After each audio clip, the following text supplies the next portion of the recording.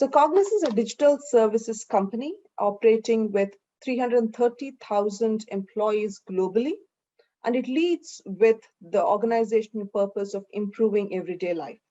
And it does this by delivering technology to its clients, including accessibility factors in everything that we design, and building a diverse workforce in all communities that we operate. And I head the outreach for Cognizant, which is the social initiative program powered by employee volunteerism, focusing on inclusion in tech and delivering community impact. And we do this by inspiring and motivating our 330,000 employees to experience the joy of volunteering their time and skills, and to watch the impact that it delivers in the communities they live and work. It helps to focus on children, women, migrants, veterans, all the way to the elderly. And we do this by activating our core technology skills and blending it with our employees' passion to volunteer. In a developed country, we assume everything is provided for.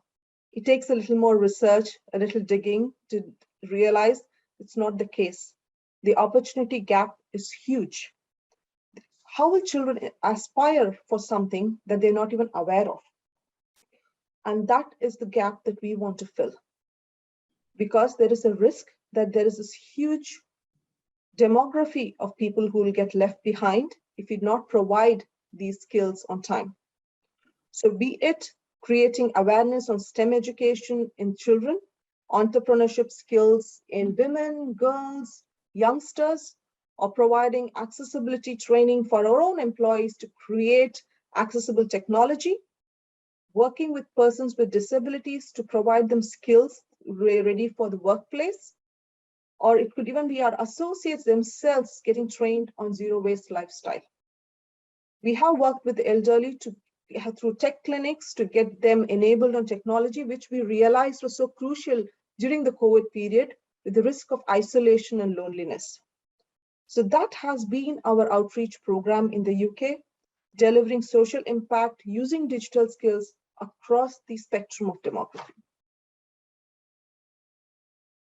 Starting with children, we have a program called Future of Work, which is based on a white paper published by Cognizant on how the work will look like in the next 10 years and what skills will be relevant.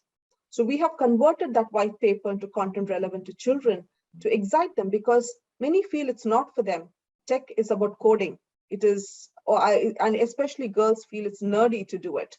But what we try to say is tech is the process or the method or a tool. It is not the end result.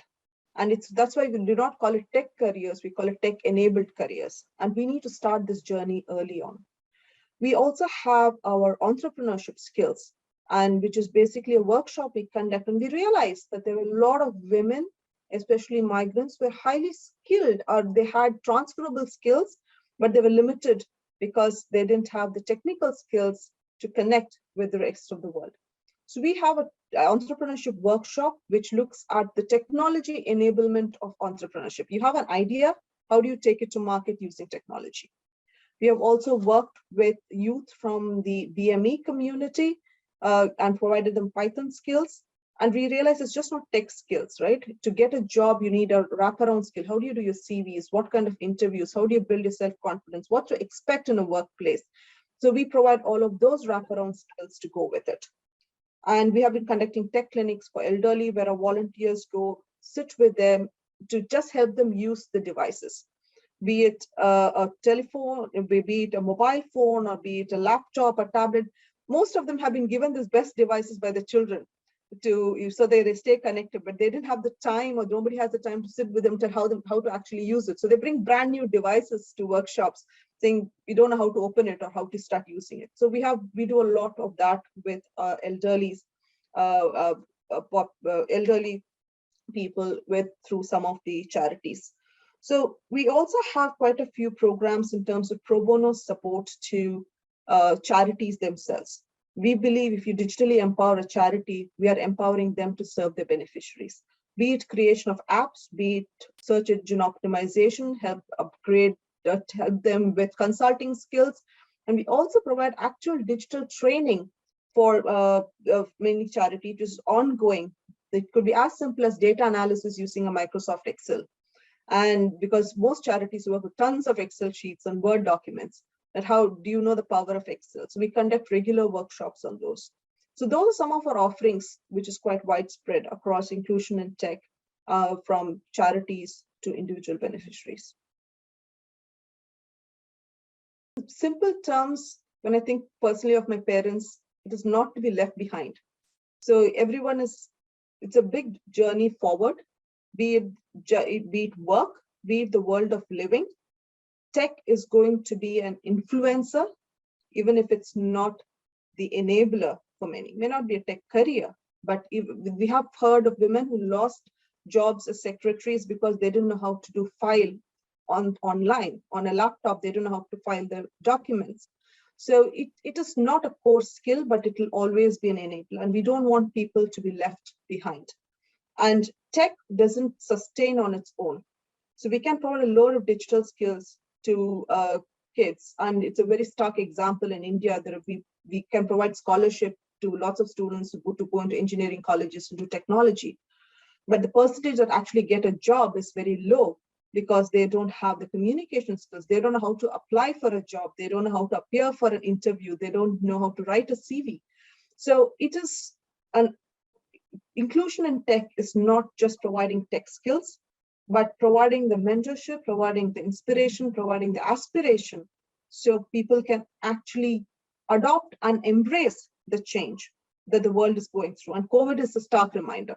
Pandemic reminded how much we are dependent on technology, be it ordering groceries online to even getting a GP consultation, you needed technology. And it just expedited the whole acceleration towards a tech-enabled world, at the same time widen the gap for those who could and those who couldn't.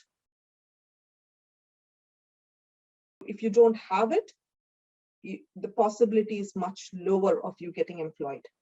But it's not the only defining factor that can assure that you will get a job and you will improve economically.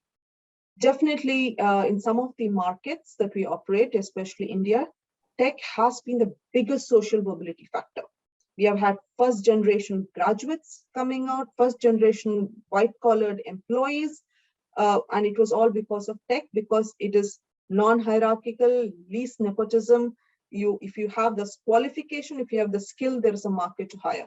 But that's not the case everywhere, because in some markets, you need to have work experience to even apply to an university to do a particular tech skill. And if to get a work experience, a relevant work experience, you need to have connections. You need to be able to, if I may be able to get my daughter to do a work experience in a, say, a tech-enabled company, but not everyone would be able to do that, especially children who come from families where none of them have ever seen a corporate employment or a tech-enabled employment. And hence they deter the children from even aspiring for that because they don't know how to go about it. So that's where the mentoring, the guidance, the role models, all of this comes into play. Besides providing tech skills, how do you go about getting all the other skills and opportunities to achieve your true potential? Because many children feel, I love it, because we used to bring them to our offices, we used to talk about artificial intelligence and virtual reality, and they would come from really challenging backgrounds, and they would be so much in awe of the whole thing. And they would say, what can I do to work in an office like this? That was a spark. But how do we keep the spark sustained? Because they go back home and talk about all this to the family, and they're like, yeah, that's great, but you can't do that. So what we did next was we tried to inspire the families. We brought their parents into the office, right? And many of them, mostly they were moms who came in, and seeing me, a woman of color, in a workplace like that itself was an inspiration for them, which I was surprised. They said, how did you get a job here? Right? So in their mind, they had decided these jobs are not for them or for their children. just seeing that, they felt it's possible, and they ask questions like, how can my child get to work in a place like this? I think that is what we need, a change in the way things are perceived and traditionally told this is not for you. That bias, that perception has to be broken, and that's going to be the toughest part. I think teaching something in school is easy, but how do we change the years and years of conditioning that this is beyond you? We are able to break down the geographical boundaries. We have mentors from different geographies mentoring people across, so that people are able to relate to it. So definitely virtual mentoring has worked, and I don't think there has been, so far I've not heard of any limitation or saying, oh, wish I had done this in person. They felt more comfortable doing this, and they also have the option to meet up later if they want to. But it's not been the deal breaker so far. First, fundamentally, mentoring is a mentee-driven relationship. So we always need to keep that in mind. In most of the programs, what we do is we put up the mentor profile. So you need to put yourself out there and say what you can offer to a mentee. Because a mentee finds a mentor who can address their particular need, and that need can change from time to time. So I had 4 mentors over my career of 20 years, and every mentor served a different purpose and what was required in that particular phase in life. So the mentor needs to define what they have to offer. It could be, as you said, if a woman is wanting to support more moms who want to come back into work, and she has had the same experience, and she's a woman leader, it's just about putting that and creating a profile. Because second, making yourself accessible. Because most people who are seeking mentors, first, it's a big step to even realize that what is mentorship, and I want a mentor. And then once you say you want a mentor, you're very hesitant about getting a mentor. How can I come and ask you, will you be my mentor? And I always tell mentees, do ask, right? Just ask, knock doors. Because when you ask somebody, will you be my mentor, you're actually telling them, I admire what you do. I want to be what you are today, and I'm seeking your guidance. So it is actually a compliment to them when you say, will you be a mentor? So never hesitate. So, but for the mentor should be accessible and open to that. I have observed in most organizations, the social mobility and diversity and inclusion kind of sits in separate departments for whatever reasons. Because diversity and inclusion is a target for itself for a company to report on, etc. Whereas social mobility is not something that a company reports on. So it comes under corporate social responsibility. But it is clearly emerging that these are very closely intertwined. We cannot fix the diversity problem in the corporate world overnight. It requires investment of time, skills, and money for a minimum of 12 years. When I say 12, it's 12 years of education for youth, to make sure we have that talent in the market to hire. So why do we think we have war for talent today? Because everyone is fighting for the same pool of resources and not considering all the other valuable assets, persons with disabilities, women of color, women returning from breaks, people with chronic illness, but who could not travel and they had other limitations who couldn't. So there's so much of potential out there which is not yet tapped, and now organizations are realizing it. So definitely, social mobility is going to be a big factor that is going to address the diversity goals that companies, corporates, even the government is aiming for. But to do that, the generation that's coming up needs to see the possibility, needs to see that the same statement which I made earlier, that this is not beyond us. This is something that I can aspire for. And that's what is lacking today. How do you, if you want to hire women of color, but if you're not investing in girls' education, how are we going to bridge that gap? And if all girls decide to do literature or non-STEM subjects because they feel they don't have the aptitude for it, or they don't know what tech is. Tech sounds scary. How are you in the next 10 years? How are you going to have as many women to hire from? So I think it is very closely intertwined, and we need to have a very long-sighted approach to fixing this problem and addressing social mobility to get to the diversity we want to aim for. I'm passionate about children, and the COVID has broadened the gap. Quite a few have fallen off the grid. So if I could inspire, say, 10,000 children on STEM education and STEM opportunities this year, that would be something I'll be passionate about. And we work with underrepresented communities and schools with high level of underrepresented numbers. And we would want to add more of mentoring, skilling, and training to enable girls and women for tech careers. And that's something we're already working on broadly. And while we do the skilling and training and awareness, we also need to define pathways within the organization. This is new for the organization too, for most organizations.